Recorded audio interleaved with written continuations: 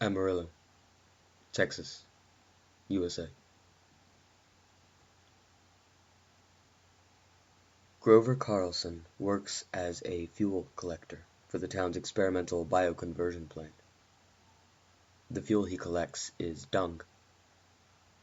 I follow the former White House Chief of Staff as he pushes his wheelbarrow across the pie-laden pastures.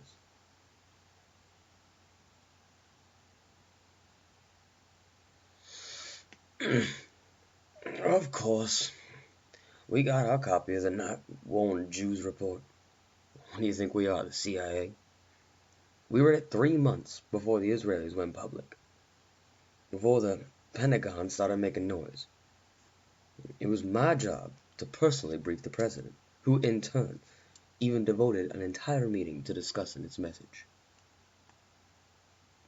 Which was, drop everything. Focus all our efforts. Typical alarmist crap. We got dozens of these reports a week. Every administration did.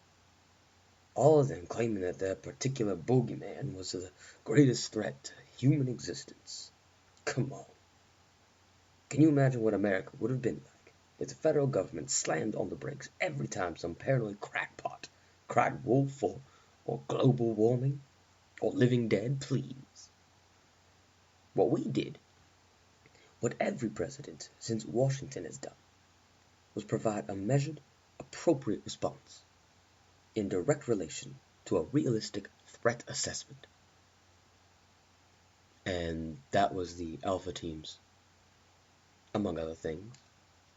Given how low a priority the National Security Advisor thought this was, I think we actually gave it some pretty healthy table time. We produced an educational video for state and local law enforcement about what to do in case of an outbreak. The Department of Health and Human Services had a page on its website for how citizens should respond to infected family members. And hey, what about pushing phalanx right through the FDA? But phalanx didn't work. Yeah. And do you know how long it would have taken to invent one that did?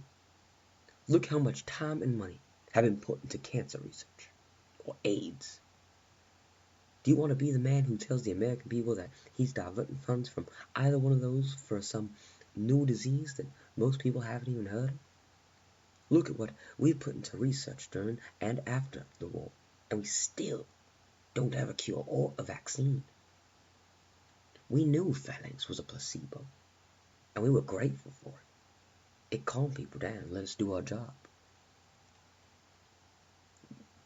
What?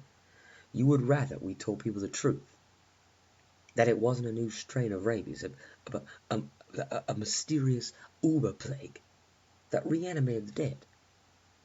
Can you imagine the panic that would have happened, the protests, the riots, the billions in damage to private property?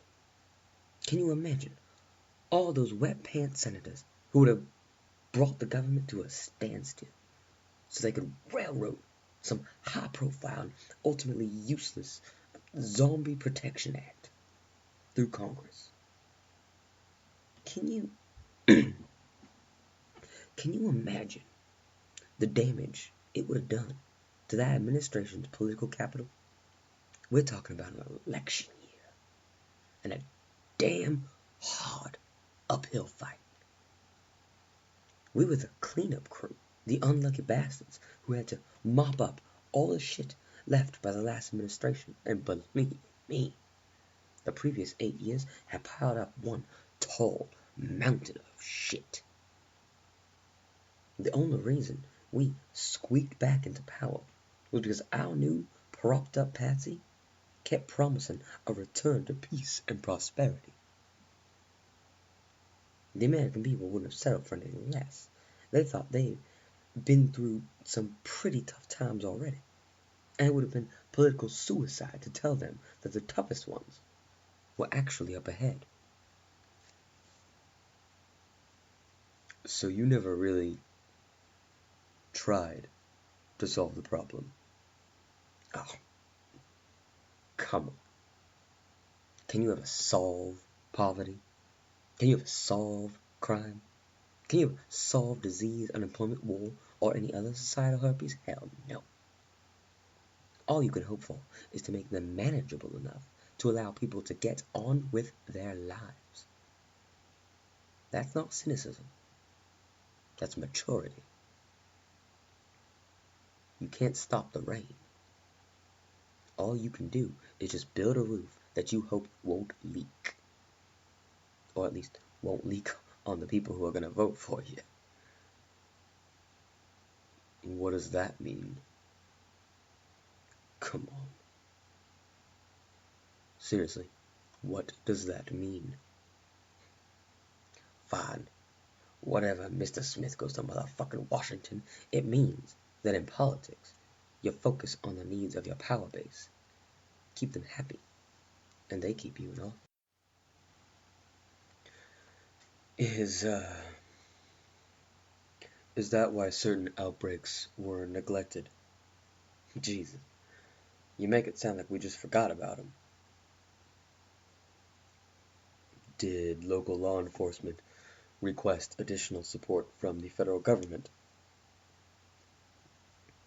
When have cops not asked for more men, better gear, more training hours, or community outreach program funds? Those pussies are almost as bad as soldiers always whining about never having what they need, but do they have to risk their jobs by raising taxes?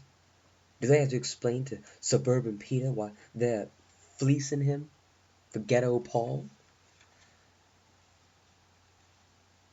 You weren't worried about public disclosure. From who? The press, the media. The media? You mean those networks that are owned by some of the largest corporations in the world? Corporations that would have taken a nosedive if another panic hit the stock market? That media? So you never actually instigated a cover-up. We didn't have to. They covered it up themselves. They had as much, or more, to lose than we did. And besides, they'd already gotten their stories the year before when the first cases were reported in America.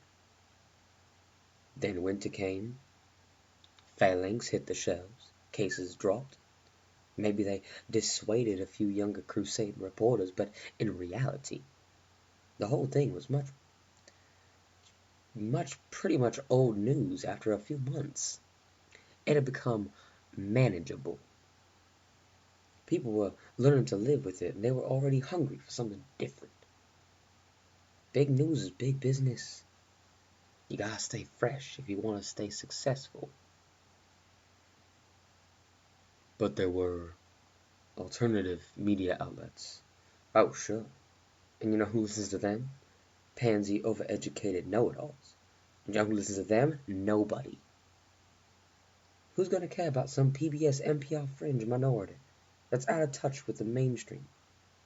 The more those elitist eggheads shouted, "The dead are walking," the more real Americans tuned them out. So, let me see if I understand your position. The administration's position. Which is that you gave this problem the amount of attention that you thought it deserved. Right? Given that at any time, government always has a lot on its plate, and especially at this time because another public scare was the last thing the American people wanted. Yep. So,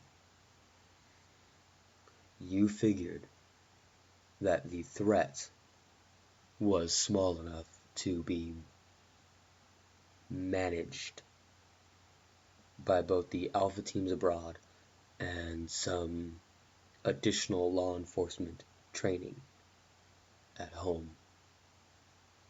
You got it. Even though you'd received warnings to the contrary, that it could never just be woven into the fabric of public life, and that it actually was a global catastrophe in the making. Editorial note. At this point, Mr. Carlson pauses, shoots me a very angry look, then heaves a shovelful of fuel into his cart, then just looks at me and says, "Grow up."